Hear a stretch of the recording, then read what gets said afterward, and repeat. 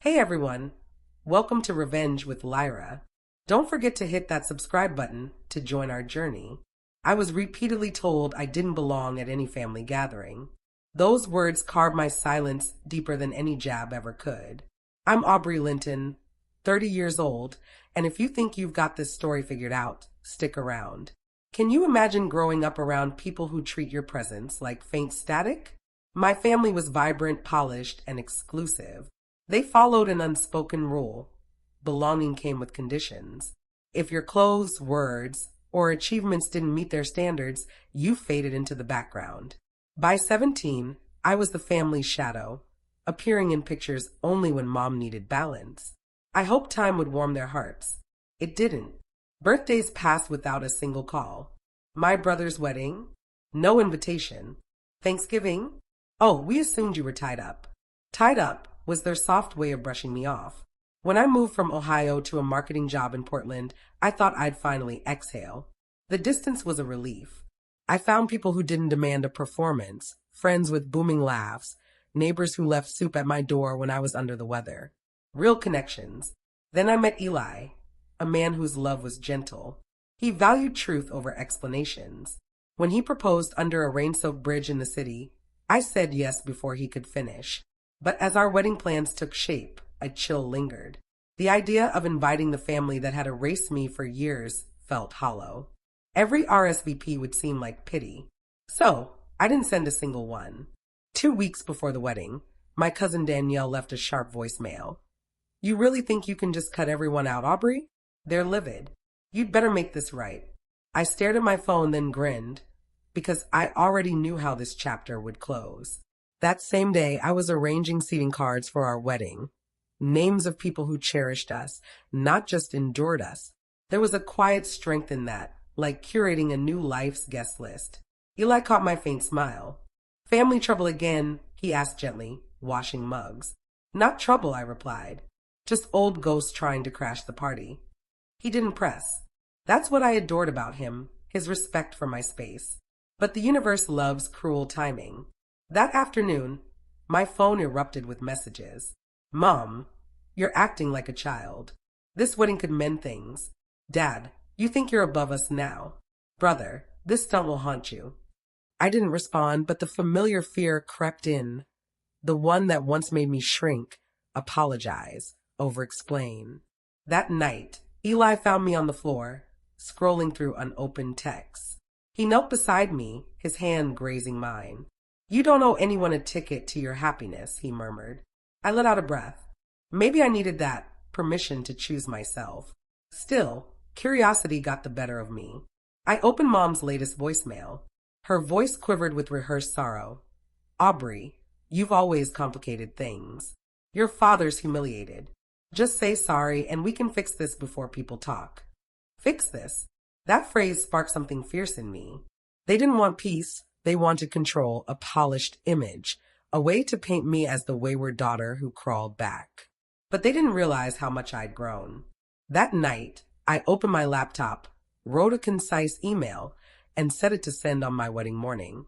When that email went out, my family's story ended where it began, with truth they couldn't reshape. The morning light bathed our apartment, grazing the ivory lace of my dress by the window. My phone buzzed relentlessly. Missed calls, voicemails, chaos. I ignored them all. Somewhere between night and dawn, that email had landed. I could picture Mom opening it at breakfast, her eyes narrowing at my words. "I forgive you, but forgiveness doesn't grant you a seat. Some doors close softly, others forever. This wedding isn't vengeance, it's freedom." That was it. No rage, no defense, just clarity. Eli poked his head out from the kitchen, holding 2 steaming mugs. "You okay?" I smiled. "Better than ever." He grinned back. "Then let's get married." The ceremony was intimate, 28 people under a twinkling canopy in a Portland garden, the air rich with rain and roses. My best friend Leah adjusted my veil, whispering, "You look like serenity." For the first time, I believed her. But peace is fleeting. Halfway through dinner, Leah's phone pinged. She frowned, leaned in, and murmured, "Aubrey, your mom posted something." My stomach twisted. Against my instincts, I took her phone. There it was, Mom's Facebook post, a childhood photo of me with the caption, "Some daughters forget who raised them." A sad day for our family, but love prevails. Within minutes, relatives flooded the comments, cousins, aunts, even church acquaintances pitying her, vilifying me. People who hadn't uttered my name in years were suddenly heartbroken. Eli saw my expression and whispered, "Don't let them steal your day." I nodded, but I knew this wasn't the end. That post and its fallout pushed me to make the call that would settle everything. The morning after our wedding, the world should have felt calm, like the hush after a storm. Instead, my notifications were a war zone. Hundreds of comments, messages, screenshots from friends. "Your mom's post is going viral." Someone even tagged a local community group. My private wedding had become her public spectacle. I sat at the breakfast table in my silk robe, staring at my phone like it was venom. Eli leaned against the counter, reading my face. "She's framing you as the villain," he said. I nodded. "She's always rewritten my story." Then came a text from Aunt Janice. "Aubrey, people are calling you unhinged. Just apologize and move on. Family's all you've got." Unhinged. That word stung more than I expected, echoing the label Mom used when I left home at 19, a single suitcase in hand while she wept on the porch, not from grief, but from losing her grip on me. I locked my phone and stepped onto the balcony, the cold biting my bare feet. Below, the city buzzed, oblivious to my childhood trending under hashtags about ungrateful daughters. Eli joined me, his arms around my waist.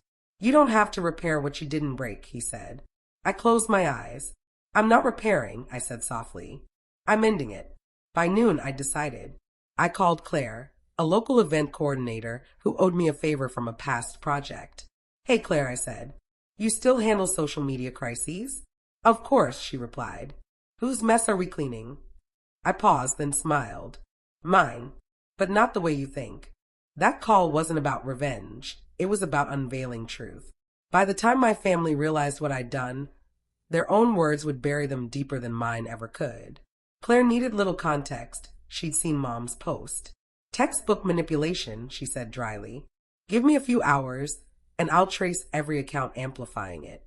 By late afternoon, she called back. "You might want to brace yourself."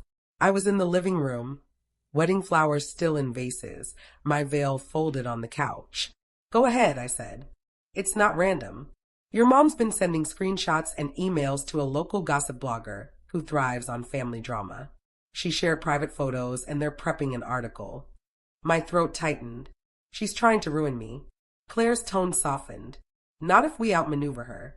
You still have that evidence from when she kicked you out." "I did years ago. After Mom claimed I'd left ungratefully, I saved the eviction notice she taped to my door, her texts, the police report she filed falsely claiming I'd threatened her." "Send them," Claire said. "We'll craft your side. Calm, factual, professional. No emotion, just proof." When I hung up, Eli watched me. "You're really going for it." "I'm done hiding," I said. He nodded. "Then do it right. Tell the truth for yourself, not them." So I did. I wrote a clear, composed letter and sent it to the same blogger Mom had used, attaching my documents, timelines, and photos. I wasn't seeking sympathy, just fairness. Hours later, the blogger replied, "We've reviewed everything. Thank you for trusting us. The story will be updated." The next morning, the headline shifted. "Daughter breaks silence. Family lies, love, and the cost of silence." By noon, the comments flipped. People saw through Mom's act. Her sympathy grab crumbled under the weight of her own lies. For the first time, the silence around my name wasn't shame, it was peace. The next day, my phone was quieter. No new attacks, no pity pleas, just a stillness that felt earned. But Mom wasn't finished.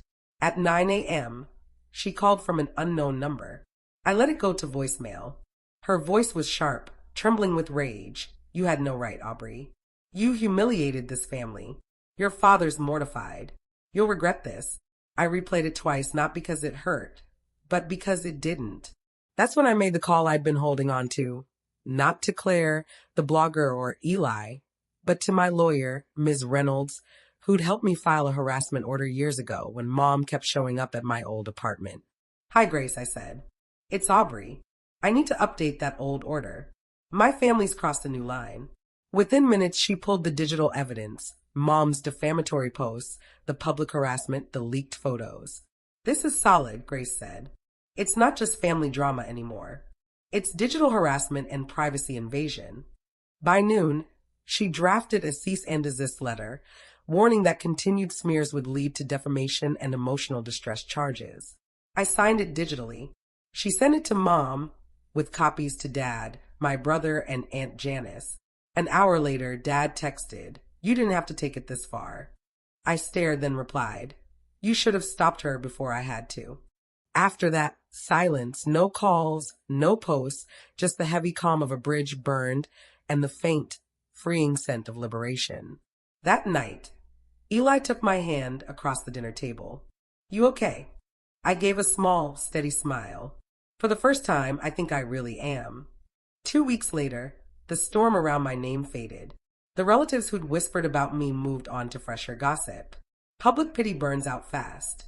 Mom never contacted me again. Her silence didn't sting like I thought it would. It felt deserved. A cousin mentioned she deleted her social media after the blogger clarified her falsified messages. Dad retreated, offering no apologies, just avoidance. My world was finally quiet. I turned my focus to my new life with Eli. We returned from a brief Oregon honeymoon. Phones off, hearts steady. Some nights, though old echoes stirred, Mom's voice calling my name, the way I'd run to it, hoping for love. But love, I learned, doesn't demand performance. It stays. One evening, unpacking in our new apartment, I found an old photo in a drawer. A family picnic when I was 10, sunlight cutting through trees. For a moment, I wanted to keep it. Then I saw it. Mom's arm around my brother, not me. I was just there. I sealed the photo in an envelope and mailed it to Grace with a note for the case file, a reminder of where it began. Eli watched quietly.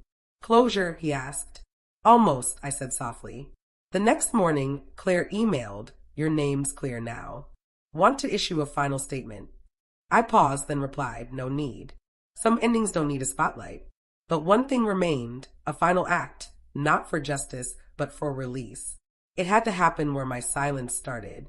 I drove to Ohio on a gray Sunday, rain heavy in the air. The familiar roads carried ghosts of every me who'd tried to belong. I told no one I was coming. This wasn't closure for witnesses, but for silence. The old house looked smaller, shutters peeling, porch sagging, a for sale sign swaying. Mom was gone. They'd left the town that once defined us. Still, I walked to the door, the same one she'd slammed when I was 19, suitcase in hand, pleading to talk. The one where she'd said, "You're not welcome here anymore." I touched the handle and whispered, "Neither are you." In my hand was an envelope with a copy of the legal notice and a short note. "I release you, not for you, but for me. This door no longer holds me." I slipped it through the mail slot, turned, and walked away. The rain fell, soft and steady, almost purifying. Eli texted as I reached the car, "You good?" I smiled at the screen. "Yeah, it's done." Driving away, the town blurred, streetlights glowing through rain like ghosts saying farewell. My reflection in the window wasn't the girl who was never invited. It was someone who'd finally welcomed herself into her own peace. Back home, I set our wedding photo on the shelf, not the polished social media version, but the real one. Eli and me laughing mid-dance, my veil a mess, joy raw and true. Healing isn't always loud. It's the quiet certainty that you've won. Not because they lost, but because you stopped fighting for a place in a story that was never yours. And when I locked our apartment door that night, it stayed closed for good.